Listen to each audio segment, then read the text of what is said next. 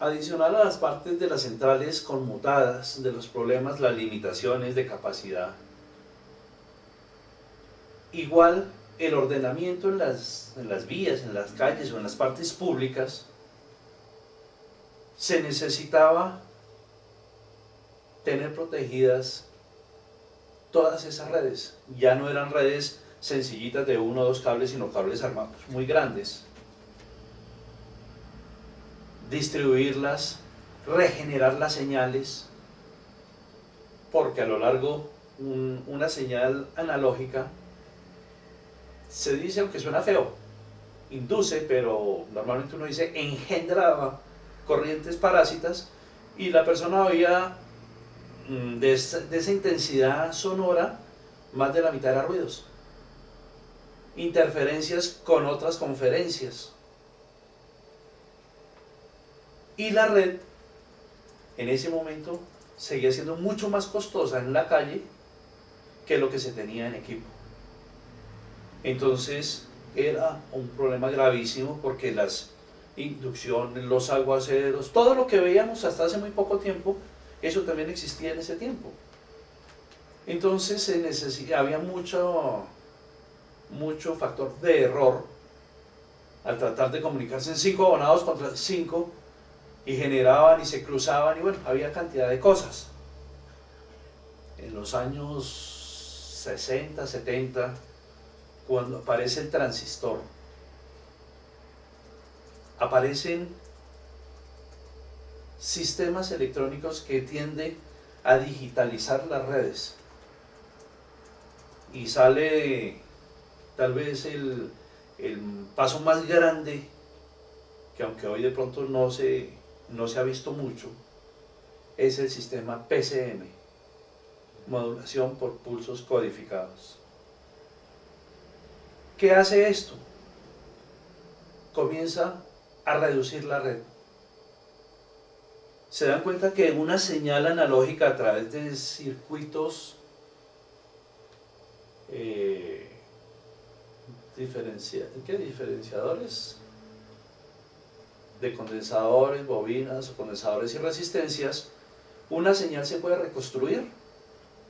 Entonces, ¿qué pasa? Si yo voy a transmitir un mensaje, lo que yo estoy hablando en este momento, se puede transmitir, y no necesariamente tiene que, en todo su eje de tiempo, tenga que transmitirse todo lo que yo estoy diciendo.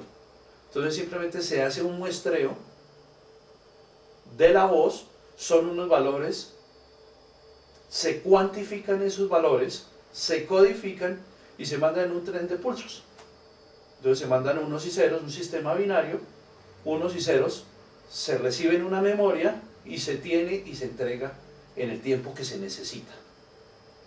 Eso sería de análogo pasarlo a digital.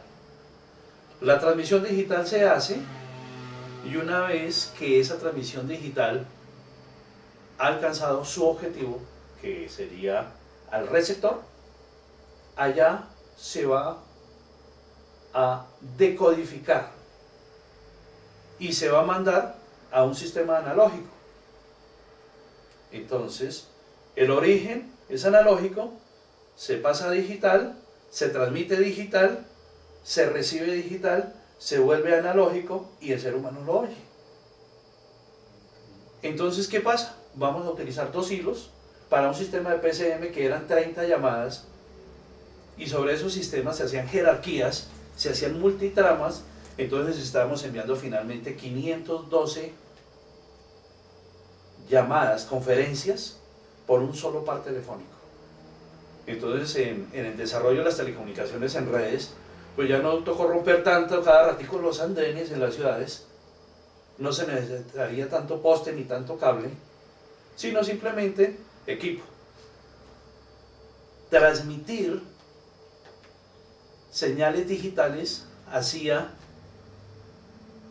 que pudiéramos avanzar mayores distancias, y los voltajes de las señales no se nos iban a atenuar, y no tocaba estar cada ratico reconstruyendo la señal. Entonces el PCM es la mano derecha en las telecomunicaciones. Viene un segundo paso, otro escalón grande dentro de la conmutación, Y es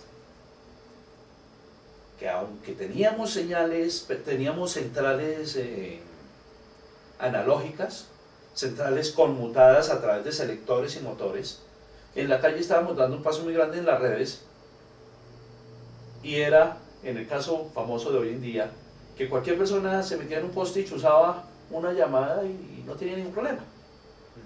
En ese tiempo también habían chuzadas. Entonces con el PCM ya es más difícil, porque intervenir una señal digital se necesitaban ciertos parámetros y nacen ciertos protocolos. Entonces pues, necesitamos un sistema de señalización, y estos sistemas son muy bondadosos. Lo que hace el PCM en los años 75 tal vez, o más adelante, de pronto hacia los 80, transmitir pulsos eléctricos era ya un avance muy bueno, pero podíamos transmitir otro tipo de pulsos que fueran más rápidos, que avanzaran mucho más, de que no hubiera que estar regenerando eso, y que nos dieran mucho más velocidad en la transmisión digital. Y encontramos la maravilla de la fibra óptica. En la fibra óptica pues simplemente ya íbamos a meter fácil 500 sistemas de PCM. Estamos hablando de 19.000, 25.000 llamadas simultáneamente a través del rayo láser y la fibra óptica, que tenían el mismo tipo de trabajo. Y pues íbamos a incorporar cables marinos, cables internacionales que iban por el océano, y ya aparecen también los sistemas vía satélite, los enlaces satelitales, esa cuestión. Pero esto es una maravilla en cuanto a costos.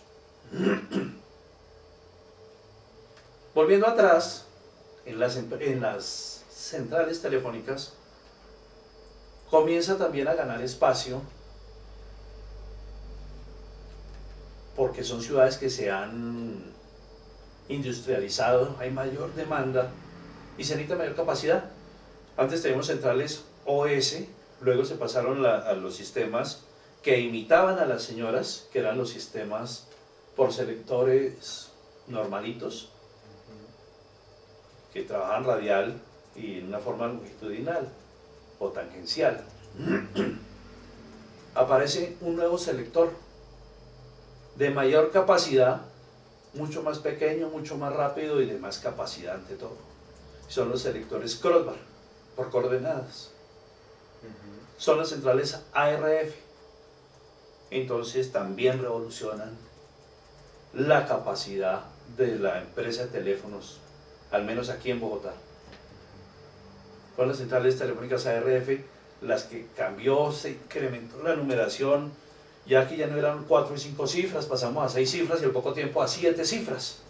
Cuando se comenzó a aumentar el 2, que nadie entendía por qué a los números telefónicos, que siempre era aquí de 6 cifras, pasaron a 7 cifras. Y preguntaban, bueno, pero ¿para qué se le coloca todas las llamadas en 2? Pues da lo mismo colocarle uno en 2. Después fue el 3, el 4, el 5, en fin. Y era aumentar la numeración. Aumenta la cobertura en las ciudades. Se incorporan los enrutadores. Entonces una central telefónica ya hace su trabajo interno de conmutación, ya no tenía que tener toda la carga de esa central, sino simplemente se estandarizaron, digámoslo así, no sé el nombre más técnico para esto, en el cual se decía, bueno, Puente Aranda es la serie 260, Ricaurte era 237, 247, Universitaria era 244 creo, y 268, 268. Centro era 241, 242. Entonces simplemente si yo iba a llamar a un abonado de centro, en el momento en que yo decía 242, ya sabía que iba para centro. Entonces, un enrutador buscaba un camino libre y lo mandaba a centro. Y en centro ya recibía, pero ya sabía que había una llamada entrante. Entonces decía, mándeme la siguiente cifra. Entonces ya le mandaba los últimos 4 dígitos o los últimos 5 dígitos. ¿Sí? Si era 241 y 242 tenía que mandarle desde el 1 o el 2. O si era simplemente 242 y no había, bueno, hablemos de otra central, Musu, que era 230, a lo que llegaba el tráfico sabía que le iba a llegar a más o menos 10.000 abonados, tenía ellos. Entonces le decía, listo, mándeme las 2 siguientes o las 4 últimas cifras. ¿Sí? Con las últimas 4 cifras sabía de que se le estaba mandando el 8540, por decir algo, el 8540. Entonces ya sabía para qué parte de la central iba. Las centrales, cuando incorporan los selectores, básicamente los crossbar, lo hacen como si fueran bloques funcionales. Entonces habían centrales donde no habían 10.000 abonados, habían 1.000 nomás, entonces hacían una fila de 1.000. Si eran 2.000 abonados, habían 2 filas, y así hasta llegar a 10.000. Entonces 10 filas. Entonces cada fila estaba compuesta de unos selectores que iban a recibir la unidad de 1.000, 0, la 1, la 2, la 3. Dentro de esa fila íbamos a encontrar 5 bastidores, cada bastidor para 200 abonados. Entonces en el primer bastidor íbamos a encontrar 1 y 2, en el siguiente 3 y 4, hasta el último que era 9 y 0. Si se necesitaba aumentar la capacidad de una central que tenía 3.000 líneas, pues metía en otra fila, o 2 filas, o 5 filas hasta llegar a 10. Entonces una central básicamente podía albergar 10.000 abonados. Entonces ese es el otro avance, de que ya se podía seguir aumentando, y no como de pronto las vías de hoy en día, que para hacer una simplemente la tumban y montan otra, y si no sirve se tumba esa y se monta otra. No, esto aparece en las partes funcionales. A medida que termina casi que los tiempos de posguerra, que fue lo que más retuvo en los tiempos de la Guerra Fría y de posguerra, los sistemas electrónicos, los procesadores, los sistemas de cómputo, eran más que todo de reserva militar. Cuando eso se abre a la parte comercial en los años 80, la telefonía pues tiene gran alivio, y aparecen los sistemas SPC, sistema de conmutación por programa almacenado. Entonces son las centrales electrónicas, ¿sí? Son conocidas como SPC, centrales por programa almacenado. Eso se conoce en todas las marcas, tal vez en todos los proveedores, de esa forma, sistemas SPC. Entonces ya va a ser una tecnología completamente diferente. Ya las funciones rutinarias, las funciones de registro, las funciones de verificación, de asignación de categorías, de enrutamientos, de receptores de código, porque ya no solamente los teléfonos van a tener discos, sino van a aparecer los teléfonos teclados, multifrecuencia, los sistemas suplementarios, los sistemas antifraude, y esto le da la mano a la telefonía en un avance grandísimo.